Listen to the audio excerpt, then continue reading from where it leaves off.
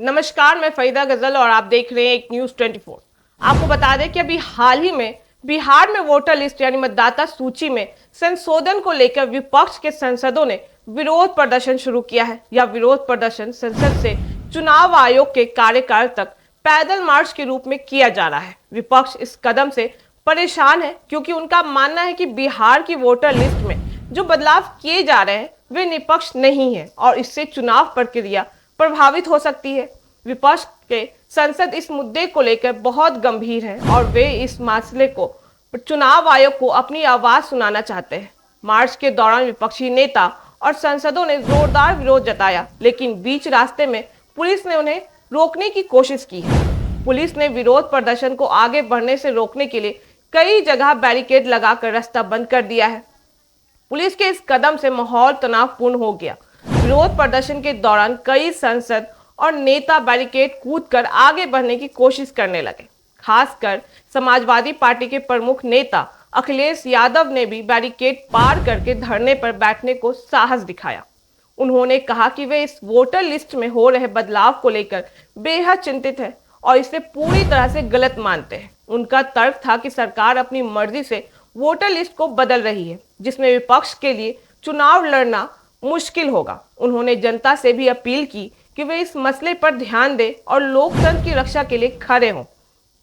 यह विरोध प्रदर्शन इसलिए भी महत्वपूर्ण है क्योंकि बिहार की राजनीति स्थिति हमेशा से ही संवेदनशील रही है और चुनाव में हर वोट की गिनती बहुत अहम होती है।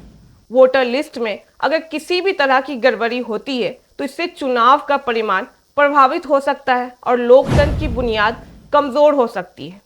विपक्ष का मानना है कि सरकार वोटर लिस्ट में ऐसे संशोधन कर रही है जो केवल अपनी सत्ता बनाए रखने के लिए जुड़ी हुई है, जबकि चुनाव निष्पक्ष और पारदर्शिता होने की चाहिए।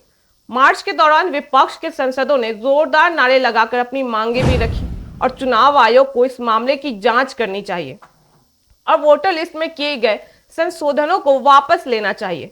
उन्होंने कहा कि अगर उनकी मांगे नहीं मानी गई तो वे और भी बड़े आंदोलन कर सकते। इस विरोध प्रदर्शन में कई विपक्ष पार्टियों के सांसद शामिल हुए, जिसमें यह साफ हो गया कि यह मुद्दा सिर्फ एक पार्टी का नहीं बल्कि पूरे विपक्ष का मुद्दा है। इस पूरे घटनाक्रम में पुलिस की भूमिका भी चर्चा में आई क्योंकि उन्होंने रास्ता रोकने के लिए कड़ा कदम उठाया, जिससे विरोध प्रदर्शन के दौरान कुछ जगह तनाव भी देखा गया।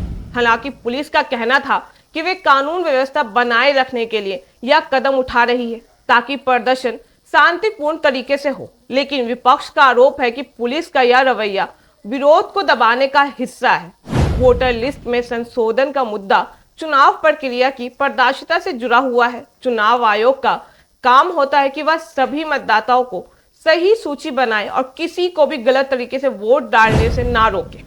लेकिन जब किसी पार्टी या सरकार पर यह आरोप लगता है कि वे वोटर लिस्ट को राजनीतिक फायदे के लिए बदल रही है तो यह लोकतंत्र के लिए खतरा बन जाता है। आपको बता दें, इस विरोध प्रदर्शन के माध्यम से विपक्ष यह भी दिखाना चाहता है कि वे लोकतंत्र और चुनावों की निष्पक्षता के लिए कितने गंभीर हैं। उन्होंने चुनाव आयोग और सरकार से अपील की है कि वे इस मुद्दे को गंभीरता से ले और सही कदम उठाए ताकि सभी नागरिकों को निष्पक्ष और बराबरी का मौका मिल सके।